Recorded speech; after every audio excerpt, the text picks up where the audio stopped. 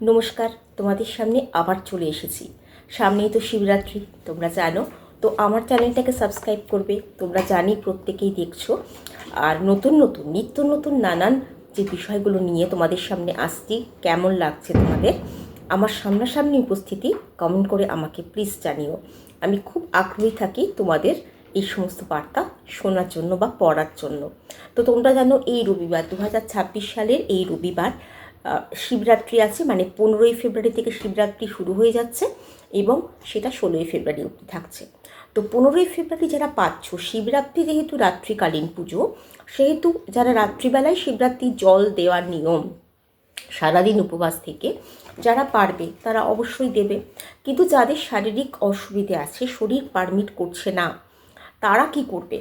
তারা কিন্তু রাত্রিবেলা জল যদি দিতে চাও, তাহলে তার আগে তোমরা ফল, চা বা গমের বা ধানের, মানে চাল বা গম, এগুলো অ্যাভয়েড করে অন্য কিছু খেতে পারো। সাবু খেতে পারো, রাগির বিস্কিট পাওয়া যায় সেটা খেতে পারো, দুধ খেতে পারো, ফল খেতে পারো, সামান্য কিছু একবার খেতে পারো। খেয়ে নিয়ে তোমরা জল ঢালতে পারো দেবাদিদেবের মাথায়। এবার যেও যদি ভাবো যে পরের দিন সোমবার তোমরা করবে, তাহলে তোমরা করতে পারো।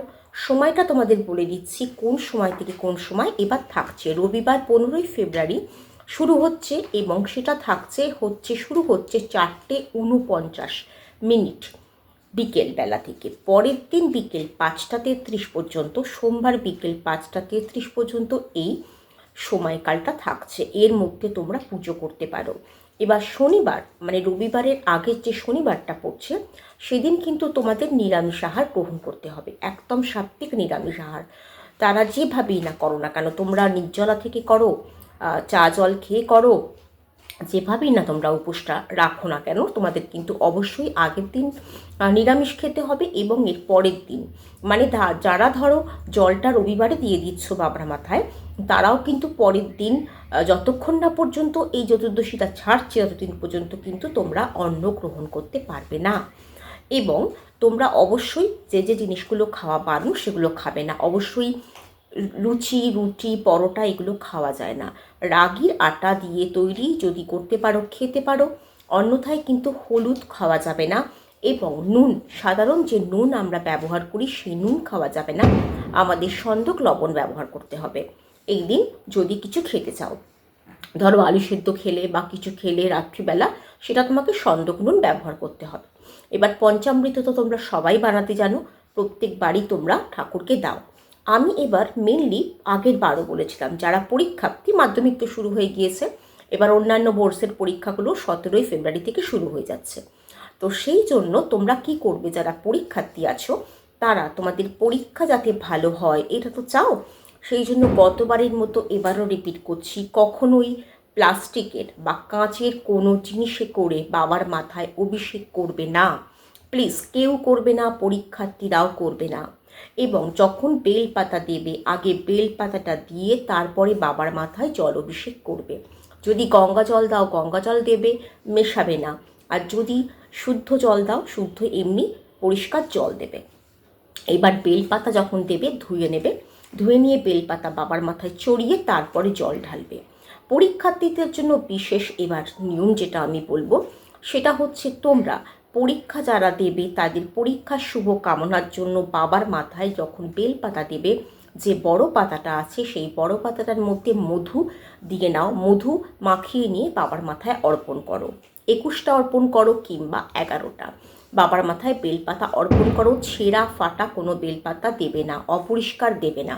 প্রত্যেকের সঙ্গে প্রথমে বলে দিচ্ছি পরীক্ষার্থীদের জন্য, সেই জন্যই দেবে না। এবং তোমরা নন্দী মহারাজকে, বাবাকে জলাভিষেক করার পরে নন্দী মহারাজকেও জলাভিষেক করবে, ফুল বেলপাতা দেবে এবং দিয়ে নন্দী মহারাজের কানে কানে তোমার পরীক্ষা সম্পর্কে তোমার যা বলার আছে, তোমার কিসে অসুবিধে বা কিসে ভয় করছে বা কি তুমি চাইছো, নন্দী মহারাজকে বলো। দেখবে হাতে নাতে ফল পাবে। অনেক সময় আমরা কোর্টে অ্যাপেল করি, সেই যে অ্যাপ্লাই করার পদ্ধতিটা, তার একটা প্রসেস আছে। এই প্রসেসটা বাবার কাছে সরাসরি পৌঁছানোর থেকেও যদি আমরা বাবার প্রিয় কোনো পাত্রের কাছে এই অ্যাপিলটা করি, তাহলে খুব দ্রুত কাজটা হয়। এর আগের ভিডিওতেও আমি বলেছিলাম। তো আজকেও বললাম তোমরা পরীক্ষার্থীরা এটা করো। আর একটা জিনিস পরীক্ষার্থীরা করবে, সেটা হচ্ছে যদি পারো রূপোর কোনো ছোট্ট জিনিস যদি থাকে ঠাকুরের, ছোট একটা বাটি, ছোট একটা গ্লাস যদি না থেকে কিনে নাও। অবশ্য রূপোর দাম ভীষণই বেড়েছে, যদি সম্ভব হয়। কেন রূপো যেহেতু চন্দ্রের সঙ্গে একটা সংযুক্ত, তোমরা জানো, গতবার বলে যারা ভিডিও দেখেছো তোমরা জানো। তো রূপোর জিনিসে করে বাবার মাথায় জল অভিষেক করলে দেবাদিদেব খুবই সন্তুষ্ট হন, কেন তিনি মাথায় চন্দ্রকে ধারণ করে থাকেন। তোমাদের মন শান্ত থাকবে। আর পরীক্ষা দেওয়ার সব থেকে বড় ফান্ডাটা কী জানো? সেটা হচ্ছে মনটাকে শান্ত রাখা। যদি মনটাকে শান্ত রেখে পরীক্ষা দিতে পারো, তোমাদের পরীক্ষা অবশ্যই ভালো হবে। অনেকে কি হয়, প্রিপারেশন ভালো আছে, সব ঠিক, মনটা ব্যস্ত হয়ে যায়, পরীক্ষার হলে একটা বিভ্রান্ত হয়ে যায়, মনে হয় ভুলে যাচ্ছি, হয়। তো এটার জন্যই তোমরা এই জিনিসটা করতে পারো, এটা করবে। আর যদি কেউ অসুস্থ থাকে বাড়িতে, বা তোমাদের কারোর, আমার যে সমস্ত অন্যান্য বন্ধুরা আছো, তাদের যদি কোনো শরীরের অসুবিধে থাকে, তাহলে প্লিজ তোমরা তার জন্য যেটা করবে সেটা হচ্ছে তোমরা আখের রস বাবার মাথায় অর্পণ করো, লবঙ্গ দাও, তার নাম গোত্র বলে। নিজে যদি অসুস্থ কোনোভাবে একটা রোগ বারবার ভোগাচ্ছে বাড়িতে, পরিবারের বিভিন্ন লোকজন অসুস্থ হচ্ছে, তাহলে তার নাম গোত্র বলে বা পরিবারের সকলের নাম গোত্র বলে তোমরা বাবার মাথায় আখের রস দিয়ে তারপরে তোমরা লবঙ্গ দাও, অবশ্যই ফল পাবে। কোনো রকম কাঠিওয়ালা ধূপ ব্যবহার করবে না। মন্দিরে যাও আর বাড়িতেই পুজো করো। কোন ধূপ বা যেই ধূপে কাঠি নেই সেরকম ধূপ ব্যবহার করবে। কাঠিওয়ালা ধূপ আমরা অনেকেই ব্যবহার করি, ভুল জানি। আসলে কাঠিওয়ালা ধূপটা কিন্তু ঘরে বা মন্দিরে ব্যবহারের জন্য নয়। বর্তমানে দিনকাল পাল্টাবার জন্য এই জিনিসটা এখন মানুষ অনেকেই জানে না, অনেকেই বোঝে না, তার ফলে এইটা করে ফেলে। প্লিজ তাহলে করো না। ভালো করে পরীক্ষা দাও। সবার জন্য অনেক অনেক শুভকামনা। আর তোমাদের যাদের শরীরের জন্য তোমরা বাবার মাথায় অর্পণ করবে বেলপাতা, এবং তার সঙ্গে একটু তিল দিয়ে দেবে। তিল দিলে আমাদের অনেক অনেক পূর্বজন্মের পাপ থেকে আমরা মুক্তি পাই, এবং তার ফলেও আমাদের শরীর ভালো হয়। পরীক্ষার্থীরাও তিল দিতে পারো, দিয়ে বেলপাতার সঙ্গে তিল অ্যাড করে মধু দিয়ে বাবার মাথায় অর্পণ করতে পারো। কিন্তু যখনই এটা করবে শরীরের জন্য, নম কুন্তকেশ্বরায় নম, এইটা প্লিজ বলবে। এটা যদি তোমরা বলো তাহলে দেখবে ভীষণ ভালো হবে। এই মন্ত্রটা তোমরা বলতে পারো, এবং এই মন্ত্রটার সঙ্গে সঙ্গে তোমাদের যে মহামৃত্যুঞ্জয় মন্ত্র আছে, এই মন্ত্রটাও আমি লিখে দেবো। দুটো মন্ত্রই তোমাদের লিখে দেবো, তোমরা এই দুটো মন্ত্রই পাঠ করতে পারো তোমাদের শরীরের জন্য, এবং পরীক্ষা যাতে ভালো হয় তার জন্য এইগুলো ফলো করো। রূপোটা ব্যবহার করো, তামা পিতল ব্যবহার করো। দয়া করে কেউ যেন প্লাস্টিক কিংবা কাঁচের জিনিস ব্যবহার করো না। তাহলে সবার জন্য শুভকামনা।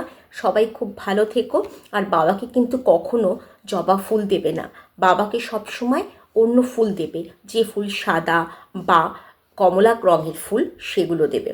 আর বাবাকে দেওয়ার সময় যদি তোমাদের কোনো একটা মনের বিশেষ ইচ্ছা থাকে, তোমরা সেটা বলতে চাও, কিন্তু প্রত্যেকবারই বলতে পারছো না, বা নতুন কোনো ইচ্ছা হয়েছে, সেটা তোমরা বলার যদি চাও, সেটা তোমাদের ফুলফিল হোক, তাহলে আমি একটা তোমাদের ওপিনিয়ন দেবো। সেটা হচ্ছে যে তোমাদের বাড়িতে শিবলিঙ্গ আছে কিংবা মন্দিরে যাচ্ছ, সেখানে যদি বাসুকীনাথ না থাকে, তুমি বাবাকে বলো তুমি বাবাকে একটা বাসুকীনাথ উপহার দেবে। এটা বলে তুমি করো, দেখবে সামনের শিবরাত্রি আসার আগে তোমার এই মনোকামনা পূরণ হয়ে গেছে। অবশ্যই সকলে খুব ভালো থেকো, আমার চ্যানেলটা সাবস্ক্রাইব করো এবং সঙ্গে থেকো। তাহলে আজকে এই পর্যন্ত, নমস্কার।